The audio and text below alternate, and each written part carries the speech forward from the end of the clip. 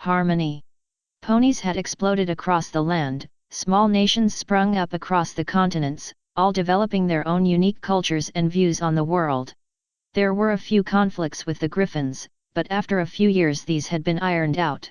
Celestia and Luna would spend their time watching the new nations, watching as ponies got together and formed new communities.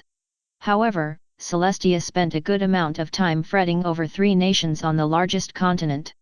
They had divided themselves, splitting into tribes of unicorns, Pegasi, and earth ponies, and spent more time arguing amongst each other than actually building a society. Even Lehman Russ and Magnus didn't argue this much. She growled, pacing back and forth at the base of a mountain close to the Pegasi capital. I swear, they're like children sometimes. Well, you did say you wanted to let them lead themselves. Luna said from her resting place beneath a nearby tree. Yes, but not to shut themselves off like some band of monks. I thought you liked monks.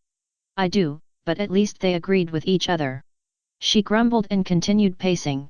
Look, if this is working you up like this, why don't you take control? Luna suggested. Because there is still hope for them, some of them actually care about unity and peace, and from what I've observed they have become a bit more vocal. If only I could get some of them in power, then they could develop more. Why this group, though? What about the others?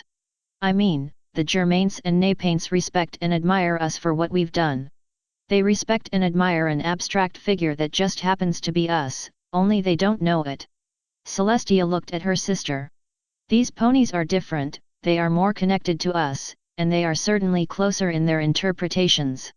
Is it just because you chose them to settle here? Luna asked. No, it's not. I bet it is. It is not. Celestia stepped forward, but stopped when her hoof touched something soft and cold. She looked down and saw a small patch of snow beneath her, the ice slowly melting beneath the sun. That's odd, it shouldn't start snowing for another 5 weeks. Maybe it's just early this year. Maybe. She bent down and sniffed the snow. Something about it was off, most of her senses tingled as she examined the snow, and she felt a strange force coming off the particles as they melted. She closed her eyes and opened her soul to the warp, but instead of drifting aimlessly as she usually did, she erected several mental shields before entering. A wave of energy exploded across her vision, casting colors that would be invisible if not incomprehensible to the mortal eye. She shifted again, trying to find the source of the wave. Her hunt was inconclusive until she heard a howling sound, like wind against a cave entrance. Putting up another shield, she approached, ready to pull herself out of the immaterium as quickly as possible. She stopped once the howling reached a crescendo, scanning over the vast expanses of the immaterium. The source spotted her at the same time she spotted it. It rushed towards her, howling and shrieking as it advanced, clawing at her shields. She released a blast of warp energy, knocking her attackers back, before calling her soul back, collapsing to the ground once she was free of the immaterium. Sister! Luna cried, rushing over to Celestia's side. I am fine, Luna. Celestia shook her head and pulled herself back to her hooves. I must say, it's been a long time since anything has attacked me while I was traveling in the warp. What was it? I'm not sure. I've never seen anything like what attacked me, and the energies they gave off were not demonic in nature. She blinked a few times and looked around. Whatever it is, though, it does not have the best interest of Ponykind in mind. How can you be sure? It attacked me, and all I could glean from it was hatred, malice. If it's affecting the materium like this, she jabbed her head towards the patch of snow. Then there's no knowing what kind of damage they could cause. How exactly do you plan to fight them, though? Celestia opened her mouth to speak, but froze. I don't know, honestly. Since they exist in the warp, I can't just hunt them down and attack them here. I've managed to enter the warp and fight there, but that was when I had a conduit to get from one world to the. An idea. We need a conduit. I'm not letting you sacrifice some poor pony just so you can use them to fight these creatures. Luna said, eyes narrowing. No, only those following chaos would stoop that low. There was a pause as Luna thought of a different idea. Well, you said that you saw hatred, right? What if you reversed it and used positive emotions to construct your conduit? That might actually work. But unless you are willing to use yourself as the necessary source for these emotions, then I don't see how that could be achieved. An individual pony doesn't have enough access to the immaterium to generate that level of emotional response. Give me some time to think on this. Luna nodded and turned away. Celestia found a spot near the snow patch and sat down, eyeing the snow for any change. Again she tapped into the immaterium, throwing up as many mental shields as she could before proceeding. The creatures were ignoring her for now, but she reinforced her shields just in case they spotted her again. Silently she drifted, searching for a way to fight this new foe. Her search was fruitless until she saw a small glimmer of something flitting through the warp. Reaching out, she intercepted it and saw that it was a thought from one of the members of the 3 tribes, a Pegasi from the looks of it. Why do we have to put up with these earth ponies, the thought said. They don't even have a stable form of government, and we're trusting these morons with our food? I swear, sometimes it makes me want to go out there and dash. Celestia dismissed the thought and pulled herself out of the warp. So, these things attract and thrive on division. She smiled as a plan came to mind. I think I shall have to remedy that.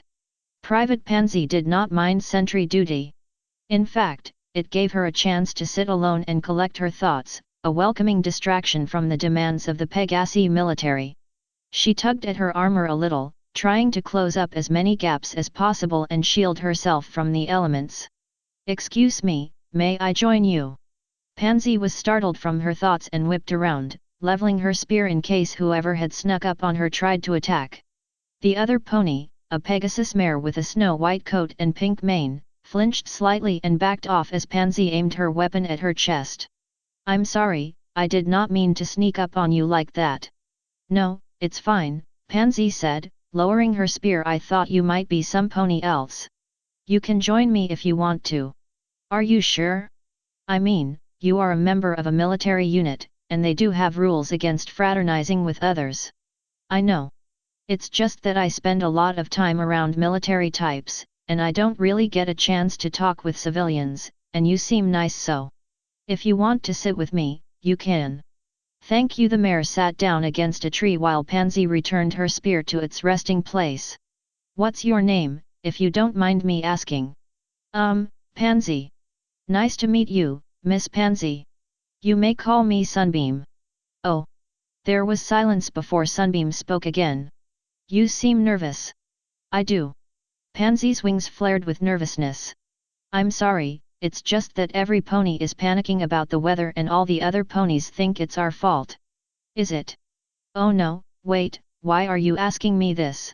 I mean, I don't want to be rude, but you are a Pegasus too, so you should know everything that's going on. I've been traveling, visiting other nations to try and learn from them, the mare explained. I told myself that I was doing it for the betterment of all ponies everywhere, but now I'm not sure that can happen. Well, you could always talk to some ponies and see if you could teach them. My father could help, but he's always so busy I'm not sure how well it would go over. Have faith. Your father is a leader, and a good leader should be open to ideas from his subjects. Well, he's a bit stubborn, and doesn't like change all that much. He listens to me, sometimes, but most times I feel like he ignores me.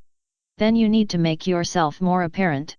Be assertive, but not too pushy.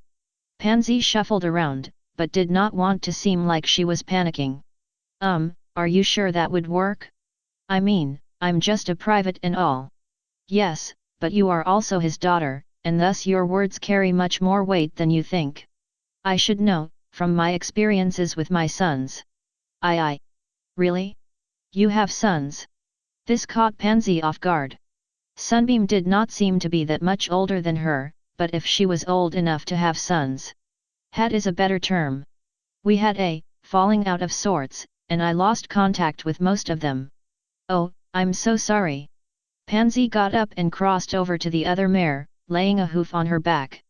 It must hurt you a lot, knowing that they're out there on their own and can't see you and meet with you. Sometimes, but I try not to dwell on it too much. But it still must hurt sometimes. There was a pause. Yes, sometimes it does. Sunbeam said finally. Well, I'm here, and if you need a friend you and I can just find each other and talk. That's good, right? Yes. I would like that. I don't really get a chance to talk with other ponies. Maybe I could help you.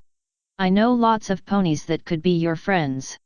Pansy gave Sunbeam a small smile, in hope of raising the mare's spirits. You would do something like that for me? We barely know each other. Yes, but Nopany should go through life without knowing that there is some pony out there that cares for them and wants to help them. The mare smiled and stood, turning to face Pansy. Pansy, I thank you for this conversation. You have a kind soul, and you care for ponies that are lonely. Oh, thank you. Pansy said, blushing. Now, I would like to present you with a gift for your services. Please close your eyes and relax. Are you sure that's a good idea? Trust me. No harm shall come to you. Oh. Pansy closed her eyes, pulling her spear closer to her in case the other pony had lied to her. She felt something tap against her head before her vision was filled with color, small pink butterflies flitting across her eyes. I give you the gift of kindness, you will care for and protect those that are in need. Selfishness and greed are your enemies, and you will follow the goodness of your heart in everything you do. Hold fast to your friends, for they will help you in ways that you cannot yet imagine. What exactly do you mean by dash? When Pansy opened her eyes, Sunbeam was gone, in her place was a small indent in the snow, forming the shape of a rising sun. Celestia schemed along the surface of the warp, searching through the thoughts of sleeping ponies. Most still harbored feelings of mistrust and hate, and she could almost hear the creatures of the warp howling away. She constructed another barrier and continue on, her essence drifting through the warp and the sea of thoughts. Sister, are you sure you can find what you're looking for this way? Luna asked, her message echoing through the dreamscape. Yes. I would much rather do this face to face, but as unicorns and Pegasi are frowned upon amongst the earth ponies, I'll have to substitute. Why not find a Pegasus or unicorn? Balance, Luna, all the tribes must work together. Ah! Forgot about that. Celestia sighed and continued on. Again she found more patches of mistrust, but underneath it all was a small beacon. She brushed aside several thoughts and advanced, putting up another shield in case the creatures decided to attack. The first thing she noticed upon approaching the beacon was the smell.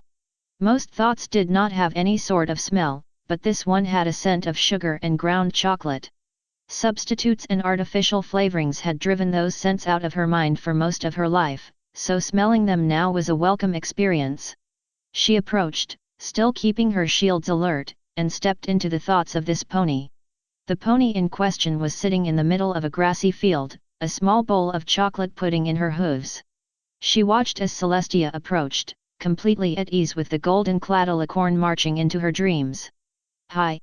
Are you the nice lady my granny was always telling me about? The pony asked, smiling as wide as possible. Because if you are, then that's great, because granny's always saying things that sound nice and you look really nice too. Why, thank you. Celestia said, stopping several feet away from the pony. Oh, my name's Puddinghead, but every pony calls me Putty. The pony introduced herself. Even I call myself Putty, except when I call myself Puddinghead, 'cause ponies are only supposed to have one name most of the time, and Puddinghead and Putty kinda get messed up together. Gods, that's a lot of energy she has, Celestia thought. But what's your name, nice lady? You may call me Celestia. That's what my granny said your name was. Puddinghead gasped. Are you two related? I don't think so. Ah, that's too bad. I think you'd like her. Puddinghead ate a small spoonful of pudding and looked up at Celestia. So, did I do something special? Maybe. I was looking for some pony and I saw the light of your thoughts and came to investigate. My thoughts are pretty light, that's what every pony says. I gathered. But, I saw so much hate and mistrust, and here you are, eating pudding. Puddinghead shrugged. Well, I don't like being a big mean pants, and pudding is better than arguing, so that's why I'm here. Does that help? I suppose it does. You are a very strange pony, Puddinghead the earth pony beamed. That's what every pony else says too. You're not related to them, right? Not directly. Is that a problem? No, but it'd be nice to have a shiny lady as a relative. Puddinghead took another bite of her pudding while Celestia sat down. So, do you like showing up in Pony's dreams? I try not to make a habit of it, but right now I don't really have a choice in the matter. Did you do something wrong and now you have to visit ponies in their sleep? Celestia gave a small chuckle and shook her head. No. You see, there are these things that thrive on pain and suffering. That's not very nice. No, it's not. Anyway, I have been searching for the right ponies, ones who do not revel in negative emotions. With these ponies, I will be able to fight back effectively against these creatures and save you all from freezing to death. Can I help? Puddinghead asked. I always like helping ponies. I'm not sure, do you have any of the emotions and qualities that I need? Which ones are those? Loyalty, honesty, laughter, kindness, and generosity. I have already found a pony who is a model of kindness, but the other 4 are still not chosen. Oh. Puddinghead thought for a moment. Well, I cheated on some kind of big test when I was 6, I accidentally pushed Smart Cookie into a mud puddle and didn't apologize when I was 5. I don't think I'm good at any of those. Well, you're thinking a little too narrow. Try and broaden your perception.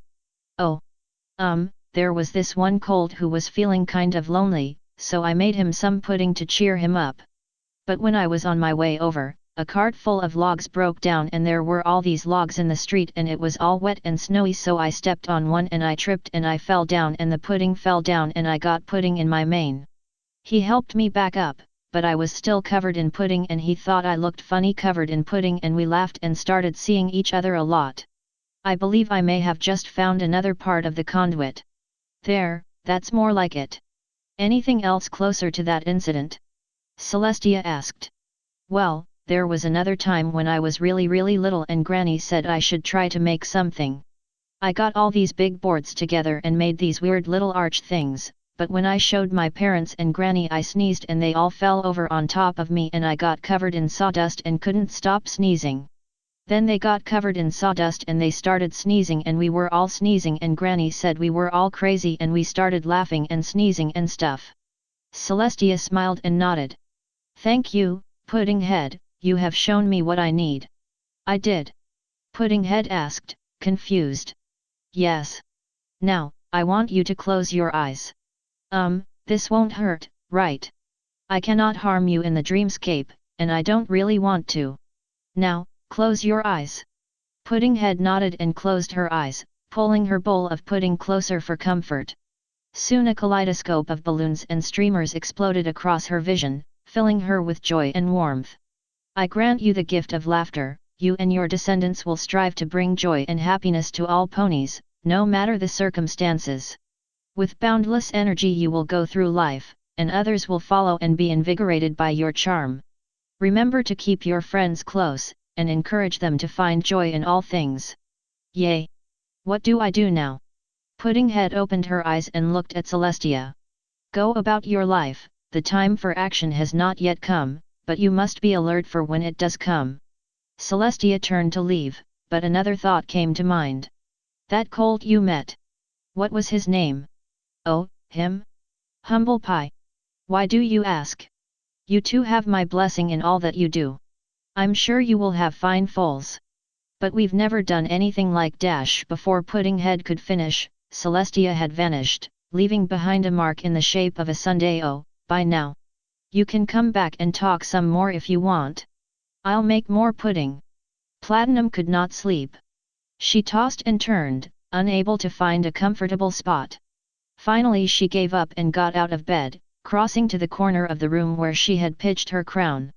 Queen, she grumbled, picking the crown up and setting it on a nearby table. My father has barely even settled in his grave and they're already calling me queen. She sighed and sat down, glaring at the crown. They should have waited at least a few days and let everything settle down. There was a knock at the door, causing Platinum to turn. Go away. I don't want to deal with you right now. I'm sorry to intrude, but it is vital that you listen to me. A bell-like voice called from the room. Confused, Platinum opened the door with her magic and saw a snow-white unicorn with a pink mane step in. Realizing that it was not one of her new counselors, she jumped up to her hooves and ran towards the mare. "I am so sorry about that. I didn't mean to sound rude, I just thought you were one of my nobles," she said, blushing in embarrassment. "That's quite all right, Platinum. I should have approached you at a different time," the mare said before entering Platinum's room. You mean you tried to speak with me before?" "Not exactly. I was waylaid slightly on my way here and I was hoping to speak with you last week." Platinum's eyes widened in shock. "Last week? Dear me, whatever happened?" "A few run-ins with some more aggressive creatures, but other than a few small injuries I was otherwise unharmed," the mare said, showing Platinum that she was not injured in any way. Still, it must have been a harrowing journey if it was almost a week before she had arrived at the palace.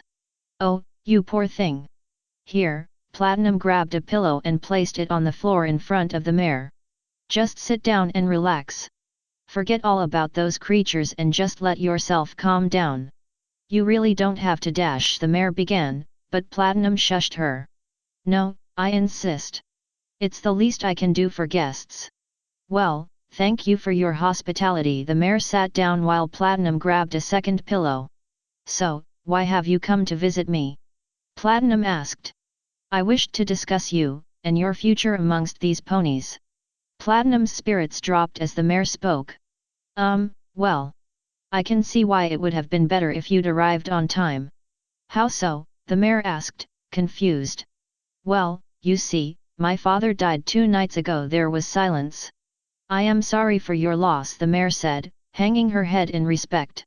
"If it's any consolation, I know what it's like to lose some pony you love." "Thank you. You're the only pony that seems to care." Platinum sat down and sighed.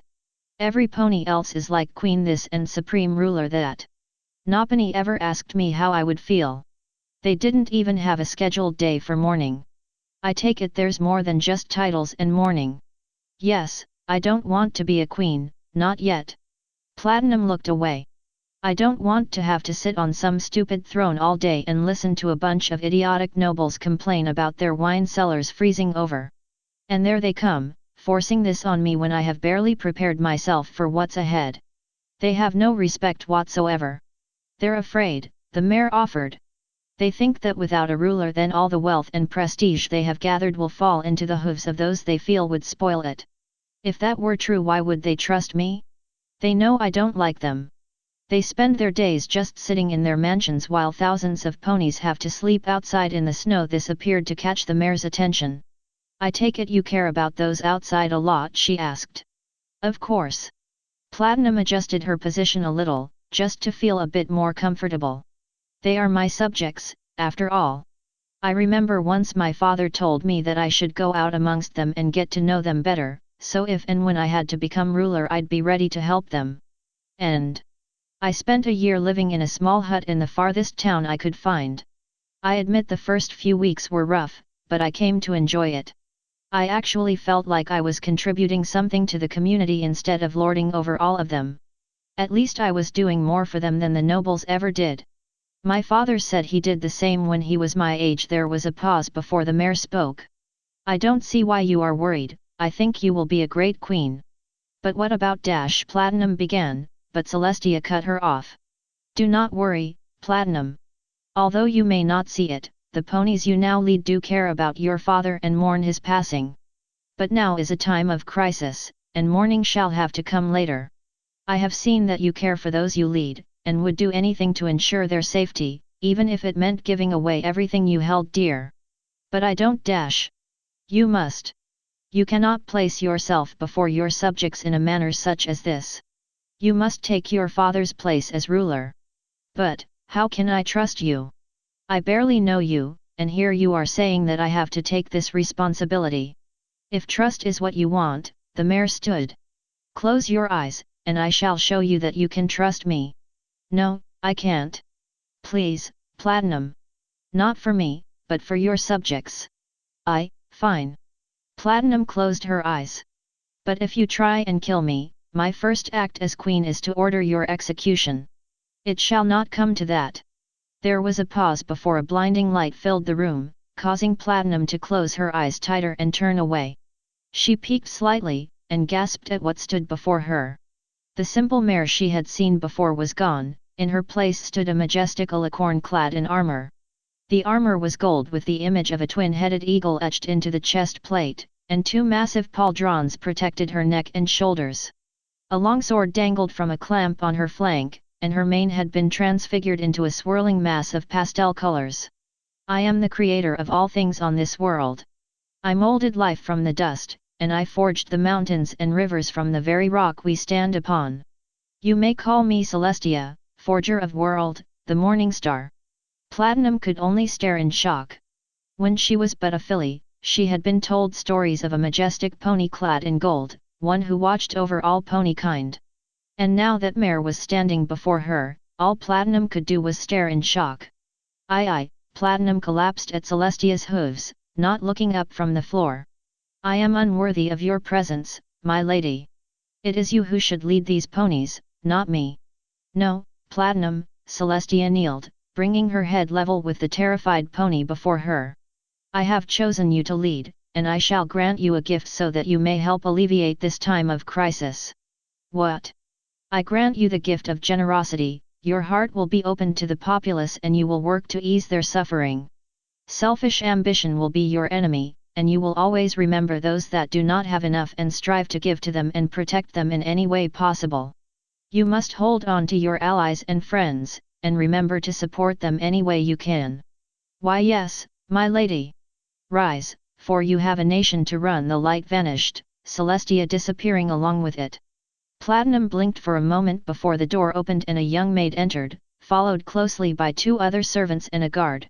Your Majesty, the mare said, pawing at the ground nervously. I heard voices and thought you were in trouble. Is everything all right? Why yes, I'm fine. Hurricane was dreaming. Again. He was stranded on some battlefield, wounded, alone. Again. Pulling his spear up from the snow, he started heading in the direction he believed his troops were, his pace slowed by a bad leg wound. Wind lashed against his body as he walked on, snow blurring his vision and stinging his face. Commander, a voice called over the wind. Hurricane ignored it at first, pressing on even as the snow worsened. Commander. Who's there? He lowered his spear in the direction the voice came from. Show yourself. Not yet, Commander. You are wounded, the voice said. Hurricane kept his spear level, just in case the voice turned out to be a threat. I've noticed. Are you here to point out the obvious? No, Commander. But I can help you. You have a field hospital stashed somewhere in this blizzard? Hurricane asked, hoping that the voice would grow annoyed with him and leave. No. But I can help you. Fine, help me. He lowered his spear slightly. But what's in it for you? You don't trust me. I'm a soldier, we're not known for blindly trusting voices in the snow. Why do you want to help me? You are a strong pony, Commander. The voice said, in a tone that sent a chill up his spine. I admire strength. I will heal you, if you will come with me. You're trying to seduce me. I am trying to help you. Come with me. I will help you, and we will be together. Well, I wouldn't mind the company. He said. He had always enjoyed the company of Marrays. But I still have an army to command, why don't you help me find the rest of my soldiers and you can come back with me to Dash? No, the voice screamed, the force causing Hurricane to back up. They will take you away from me. I don't want them to take you away from me. Calm down, they're not that bad. You say that, but you don't see them the way I do. Come away with me, forget about them, and we'll be happy together. No, Hurricane raised his spear. I will not abandon my soldiers. My first duty is to them, all other pleasure and devotion must come after. If you cannot accept that, then I will not go with you. There was silence before the voice spoke again. Very well, the dream shifted, and Hurricane found himself on a battlefield. Pegasi were locked in combat with various creatures, most of which Hurricane could not identify. Many looked like some kind of ape, but their bodies had been warped and twisted into mockeries of their true forms. Some sported claws and tails, while others were bloated and rotting. They swarmed over the hills, scratching and clawing at their opponents. I think I was enjoying the seductress more, he muttered. That Pegasi down there, the voice said, a yellow glow enveloping the indicated soldier. Why do you hate him? Hate him? Hurricane shook his head in protest. I don't hate him, I just don't like him very much. Is that so different? Yes. Hate implies that I want him dead and his head mounted on a pike. Do you? The voice said, sounding rather eager. Of course not. I'm a soldier, not some diamond dog raider. He thought he heard the voice mutter something about a sister, but ignored it. Why do you ask? I have my reasons. If you do not like him, why deal with him? Why not remove him and place someone whom you actually care for in his place? He's a pain, but he's a good soldier. Replacing him would be more trouble than it's worth. That's what you think. But there are many others that would be just as qualified. Perhaps your daughter. She's only a private, he countered, but the vice seemed unconvinced. Privates have been known to do great things. Yes, I know, but that is usually under situations of extreme pressure. I don't want to have to force her into something she wouldn't be able to handle. Then someone else could fill his role. You'd feel much better about the whole situation. Isn't that what you want? No. It'd end up hurting me, since whoever I'd replace him with would be some generic yes pony and I'd probably end up doing something stupid. I'd probably end up giving my fellow ponies over to you if I wasn't careful. Another pause before the voice chuckled. Interesting, the dream shifted once more and Hurricane found himself standing on a mountain. The entire continent was laid out before him, with ponies, griffins and diamond dogs barely visible from this altitude. Impressive, isn't it? The voice asked once more. I suppose. Why are we up here? He asked, really hoping that this would be over soon. I just wanted to show you this, and to offer a deal. Oh joy! Hurricane deadpanned. Hear me out before you make judgments. Well, I already have reason to not trust you.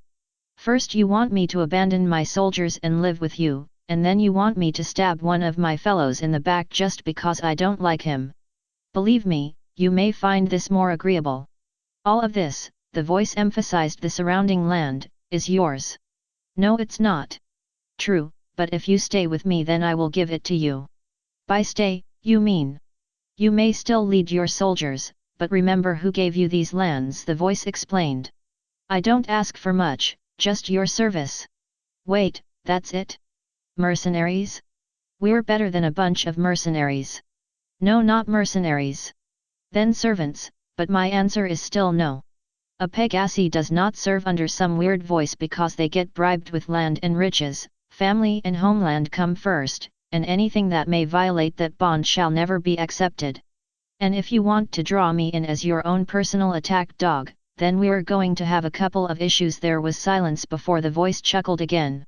You'll be perfect. The mountain and landscape faded, and Hurricane found himself in front of a mare dressed in golden armor.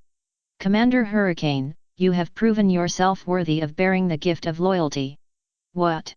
I should apologize, testing you like that was not the brightest idea on my part, but it was the only way I could reach you effectively. Be assured I have no intention of harming you, and I wish to help. With what? Why should I trust you? To answer the first question, your home is under attack. Not from armies or raiders, but from monsters residing within the Immaterium. The what? The realm beyond this one. It's where ponies draw magic from. I want to fight them, but I cannot reach them without your help. That still isn't enough incentive for me to trust you. Then you are perfectly content to let your fellows freeze solid and your land to die in a storm of snow and hatred. Of course not. But you'll have to do more than just threaten me like that. The mayor looked at him and sighed. I could force you to believe me, my power is vast enough and your mind is weaker. Hey! But I won't. I am not that kind of pony, and I won't force you into this if you are unwilling. I suppose I shall have to find another pony to take up the mantle of loyalty. Rest easy. The mare made a slight nod with her head and turned to leave, but something tugging at Hurricane's thoughts caused him to speak again. Just who are you? He asked. The mare stopped and turned. At least grant me that, if you are so powerful, and if you are trying to defeat some otherworldly horror, can you tell me who you are? Do you wish the simple version, or the truth? The mayor asked Slash. You can walk into my dreams and make demands, I want to know who you are. The mayor paused before turning fully to face him, rising up in the air as she did so. Very well. Hurricane's vision was obscured with light. As it faded, he saw a creature resembling a hairless ape, dressed in golden armor and armed with a massive sword. Thousands of soldiers marched behind him, strange weapons leveled at an unseen foe. There was a roar as the weapons fired, and soon an enemy presented itself in the same creatures from the second dream. The leader, the one dressed in golden armor, raised its hand and a gout of fire swept across Hurricane's view, monsters and soldiers disappearing behind the inferno. When it died, a lone light hung in space, and a voice deeper than any sound he had heard before echoed through the void. Then, the scene changed. Hurricane saw a mare clad in gold, much like the one he had spoken to earlier, but now she looked more majestic and regal than ever. The sun seemed to flicker with each beat of her wings, and beneath her a world took shape and prospered, ponies and other beings rising up and forging their civilizations as this mare watched on. The dark gods called me the anathema, thousands of others called me the god emperor. I united a galaxy ravaged by strife, and I tore down the old orders so that millions would live in peace. I forged this world, crafted ponies in my own image, and created most forms of life to be found. The Napanes call me the Lady of Fire, the Germains call me Suna.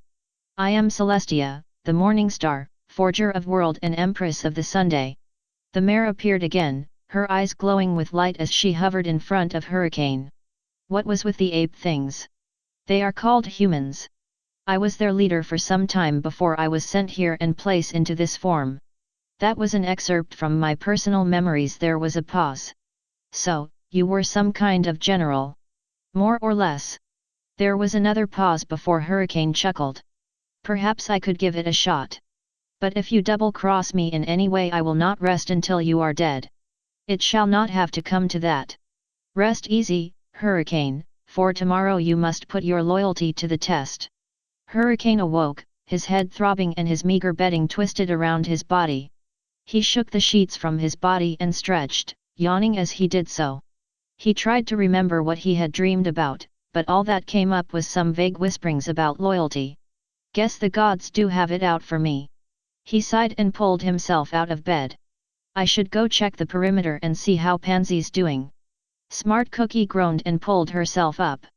She was in a darkened room, with only a small pillow visible in the dark. She blinked a few times before walking towards the pillow, stumbling in the dim light. Is Pony there? She asked, reaching the pillow. Hello, Miss Cookie.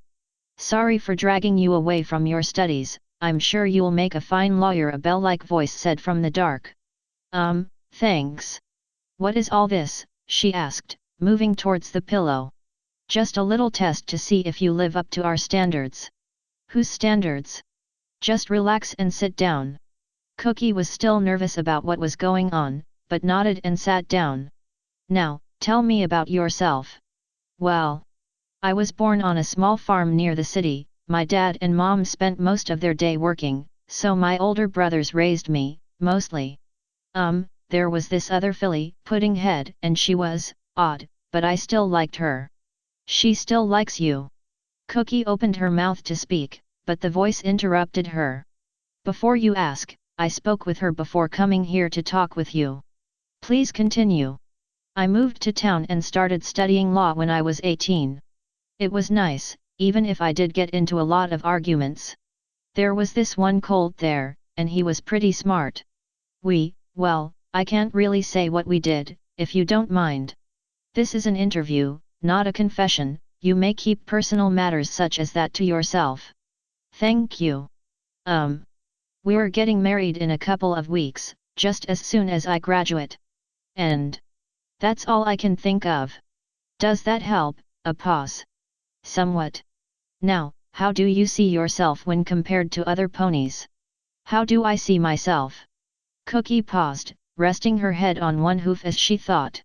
Well, to be honest, a lot of ponies, especially the ones I study with, don't like me all that much.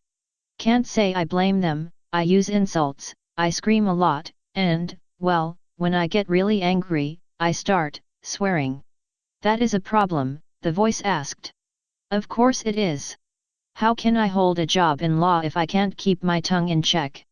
Nobody would respect me and think I was just some bad-tempered hick.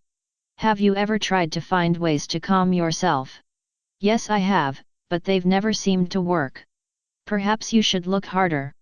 Now, getting back to the question, you say that you are angry and ill-tempered, and thus a lot of ponies don't like you. Yes. Are there any that do like you? Of course. My family and I still love each other. My fiancé's a good colt, and I help the other ponies in town as much as I can, not just with legal problems. How so? Smart Cookie tried to think of the best words to say. You know, just helping out, harvesting crops if the weather wasn't killing them off, setting up shelters, helping with sick ponies, that sort of thing. Very interesting. Now, my last question, to you, what is the most important thing in life? Cookie thought for a moment, and again her head returned to her hoof. There was silence before she spoke again. Guess it'd probably be community, maybe full-on unity if the tribes ever worked together. My mom always said as long as we have each other, we're okay. I don't really understand what exactly she meant, but it's still stuck with me after all this time. There was a pause before the voice chuckled. Very interesting. Well, Miss Cookie, I have to say that you are well suited for the task I have for you. Thank you, ma'am. What task? I've been going around to various ponies, searching for the right personalities and emotional mixes to aid me in a fight against a terrible foe. Tell me, do you know why the world around you is freezing? There are creatures that thrive on hate and intolerance, and they are killing this land.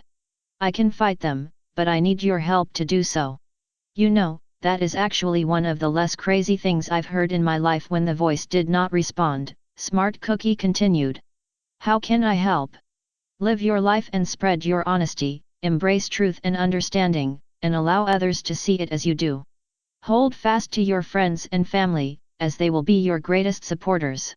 Right, whoever she was talking to, a most likely crazy, but Smart Cookie decided to humor her. After all, there were worse things than leading an honest life. Is that it? That is all. You are free to go.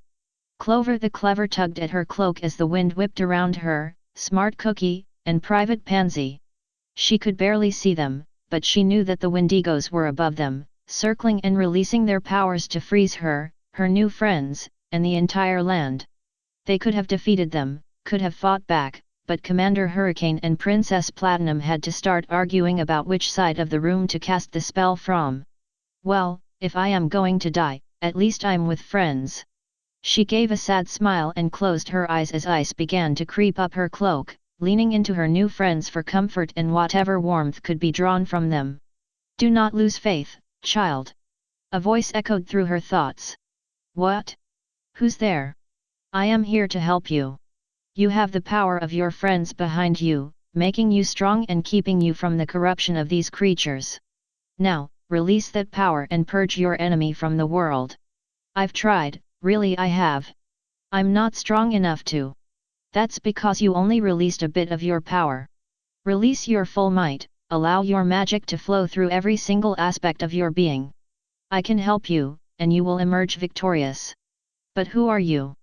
How can you be so powerful and not take care of this problem before it actually got to this point? You may call me Celestia if you so wish. Clover's mind shorted out for a few seconds before she could respond. You were the pony who approached Platinum all those years ago. Indeed I was. To answer your second question, I cannot change a pony's thoughts and feelings, and I cannot waltz in and out of the Immaterium at my leisure. I need your help to return and fight on their terms. But what about me and my friends? No harm shall come to them, the entire process is quite painless. Just release your magic and I will take care of the rest. Clover focused as hard as she could, ignoring the ice collecting around her neck. Her horn sparked slightly as more power built up, the strain burrowing into her skull and causing her head to ache. Still she concentrated more magic, even as ice froze around her head. Finally, something gave way and the ice around her, Pansy and Cookie shattered. Clover was yanked into the air by an unseen force, her eyes and horn glowing bright with power. A column of fire shot from her horn and engulfed the Wendigos, the beasts roaring in pain and anger as the fire consumed them. Her friends couldn't see them, but they could still hear their death cries. After all her magic burned out, she dropped to the ground, leaving a large heart made of purple fire floating in the air above her. "What was that?" Pansy asked, rushing to Clover's side. "I didn't know unicorns could do that," Cookie said. "I didn't either," Clover said as she pulled herself up from the ground. "Nothing like this has ever happened before. But I know it couldn't have been just me, it came from all three of us, joined together in friendship." The other two smiled, happy that the three of them had helped to save their new home. Of course, none of them really saw how the Wendigos had died. The Wendigos circle on the edge of the warp, feeding off the streams of hate and mistrust the ponies below give them. Their mere presence chills the world, reaching as far south as Saddle Arabia. Most of the regions are able to withstand the cold, some even repelling it, but the Wendigos are not focusing their attention on border states. The three tribes of the largest continent are a veritable feast of emotions, very tempting to the half-starved Wendigos. They realize too late that these three tribes have a protector. There is a roar that echoes through the warp, one not produced by the Wendigos. They continue on until the leading Wendigo is torn in half, a mighty sword sweeping through its body and casting the two parts aside. Out of the swirling currents steps the pony dressed in golden armor, her wings flared and her horn alight with power. She swings her sword around again, aiming it for the nearest Wendigo. "You made a grave error when you chose these ponies as your target," Celestia says. "Now, you have brought upon your own demise." The Wendigos, heedless of Celestia's warning, let out a roar and surge forward, waves of ice and snow rushing towards the armor-clad pony. Celestia leaps into the air and dives, swinging the sword around in an arc and catching the first Wendigo with a strike to the base of the neck. A second tackles her from the side, ice crusting over the side of her armor and weighing her down. A blast of warp energy throws her attacker off and allows her a moment to recover, swatting away an attack from a third with her sword. Unbeknownst to her, the first Wendigo to fall has reformed, angered by the attack. It circles behind her and prepares to strike, but before it can, two short swords flash out from the immaterium and stab the beast in the side, throwing off its attack and alerting Celestia to its presence. A second Alicorn joins the fray, smaller and clad in silver armor. She joins her sister at her side, bringing her swords up to defend from incoming attacks. "Don't think I would let you do this alone, sister," Luna says. Celestia smiles before launching a blast at a Wendigo, the creature disappearing in a puff of steam. The others circle as the fallen reform, swooping in to search for weaknesses. Celestia shields Luna from the worst attacks, countering with blasts of warp energy and thrusts from her sword. One Wendigo strays too close, and Celestia tackles the creature before hoisting it up with one hoof. With a snarl she slams her sword into the Wendigo's head, twisting it around several times before ripping the top half of the Wendigo from the rest of its body. Two leap for Luna, and the younger Alicorn vanishes in a cloud of blue smoke. The Wendigos search in vain before Luna appears above them, her swords crackling with lightning as they sweep through their targets. She twirls around and stabs another through the chest, tossing it up for Celestia to finish off. As the two sisters regroup, the fallen Wendigos pull themselves back together. Their numbers restored, they rush forward, jagged spears of ice glancing off the heavy armor of Celestia and Luna. "These things just don't understand the concept of death, do they?" Celestia says as she constructs a shield and deflects an attack from two Wendigos. "Have you figured out a way to kill them permanently yet?" Luna asks before stabbing a Wendigo in the throat and decapitating it with her second sword. "Have patience, Luna. I will once there are no ice monsters trying to attack me." Luna kicks out and hits a Wendigo in the chest. "Wait. They're creatures of ice. Why didn't I think of that sooner? Luna, I need you to hold them off for a moment. And what was that you said about wanting me to stay safe? I need to concentrate. Hold them off for a moment." "Fine." Luna unleashes a warp blast of her own while Celestia focuses, her eyes closing as she pulls her sword in front of her. I am the fire that burns in the heart of every stallion, mare, and foal. She says, her sword becoming wreathed in warp flame. I am the morning star, the light in the shadows of the immaterium and beacon to all that wander it. Flame runs down her horn and over her armor, bathing the immaterium with light. I am the anathema, the bane of chaos and butcher of the ruinous powers. I am the god Empress of Ponykind, the most powerful being to have ever lived. Her eyes open, glowing white with energy as flames dance off her armor. And the warp is mine to command. She charges, a flaming avatar of her wrath and power. The first Wendigo she hits is vaporized instantly, its very essence pulled in to empower Celestia as she swings her sword around, severing heads and limbs in her rampage. Luna joins her, twirling her swords and constructing shields to guard from the Wendigo's attacks. The remaining Wendigos try to flee, but Celestia storms forward while Luna uses her own powers to corral them together. Warp flame and lightning tear into the beasts, their screams falling on deaf ears as Celestia and Luna advance. Burn in the fires of absolution, beasts! Celestia growls as the last of the Wendigos disappears. That's not how it happened. Twilight said. Oh! Celestia fluffed her wings again and looked at the filly.